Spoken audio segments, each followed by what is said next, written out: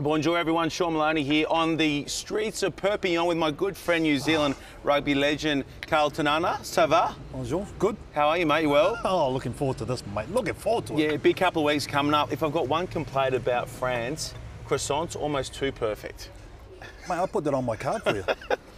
So good. These croissants so good. And the other thing that's going to be good over the next couple of weeks, the 20s championship here in the South of France.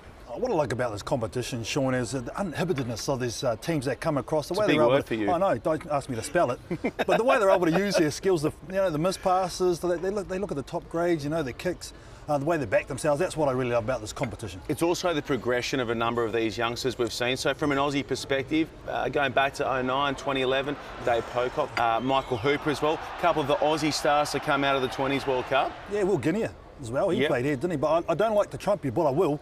Because New Zealand, I think out of the 11 years, we've won the title 6 times, only lost 7 games, so 43 out of 50. Yep. And we've had a few players come through. I mean, the Savia brothers, Aaron Cruden, my cousin, got to mention him.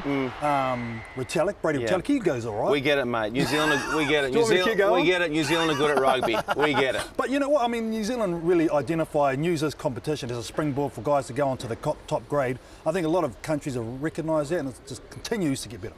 Well, the good news is, KT, we'll see New Zealand up against Australia match day 3. Before that, though, so much other rugby to come. Oh, 100%. New Zealand versus Japan. Japan up from the Trophy Championship last year. Good to see them here. Tough game 1 against New Zealand, but Australia, Wales.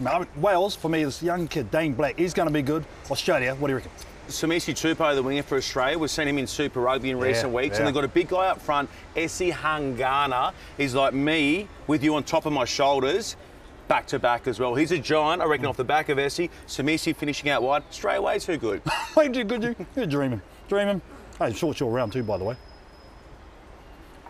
So that's Pool A. Pool B, headlined by Argentina and England. They've got some real class, don't they? Oh, England, yeah, for sure. This young kid, Gabriel Ipitoye, was here last year. It's like Superman, must have been copying me. But there's other couple goodies there as well. How he got that ball down, there's not many people in world rugby that would have done that. So you got a dude with a cape on out wide finishing the tries, but the 2 guys who are going to be charged with igniting that back line, James Grayson, son of former World Cup England player Paul Grayson. Grayson, what a name. It was awesome in General Army Rugby. And Marcus Smith, little whiz kid from the Harlequins as well. Those 2, I mean, that's how strong this England side is. You got those 2 duking it out to start at 10. Even I have to admit that this English team, you can't underestimate them in this under-20s championship. Big units, as always, and they always try and target this tournament. Last year's finalists. I know, exactly, so you can't write them off. The other 2 teams in Pool B, Scotland and Italy, which way do you see that one going? I actually quite like the Scottish. The best finish last year, coming 5th. There's a bit of a vibe going through Scotland rugby at the moment. There seems to be a revival somewhat, so I think it starts with these young kids this weekend. I'll take the Azzorini. I'll say bravissimo, ragazzi, bravissimo. Well, you have to, vai, Italy. Italy. Vai, Azzorini. Hey, you have to. Finally, KT, Pool C, South Africa v Georgia. Georgia hosting the championship last year. Oh, they did a fantastic job, by the way. But, South Africa, what I really like about them, every year they're huge. They've got some skills and they're so consistent, but they got a kid who I'm really looking forward to watching is Damian Willems. I reckon he's going to be good. Good little number 10 is Damian Willems. Look, tell you what, you're not going to agree on too much, but I'm with you. Are we? I think South Africa going deep in the tournament here in the south of France. What else is going to be sweet is going to be Le Bleu up against Ireland. That is going to be massive. The locals against the Irish. How's that one going? Oh, man, I mean, the French, they're on a roll too. They won the Six Nations, so they're going good guns at the moment. Always tough to beat the home side to tip them up.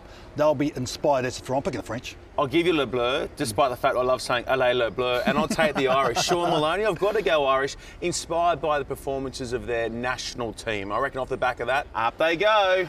Shawnee, where can we find out about that? Easy as KT, hashtag World Rugby U20s, there we go. Facebook World Rugby page, Instagram, and don't forget Twitter as well for all your match day highlights. Right now, we're off for Spot of Rosé and some prep work. Prep. Sounds good. Au revoir.